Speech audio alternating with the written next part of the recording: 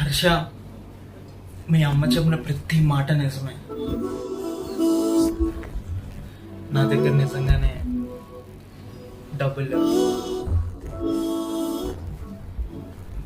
మహా అయితే మా నాన్న ఇచ్చిన 2 ఎకరాల పొలం ఉంది.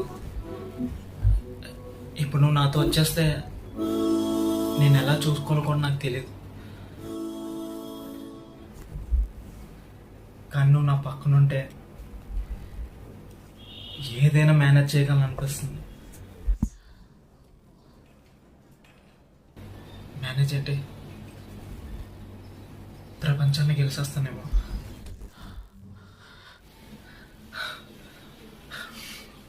Harsha, will you marry me?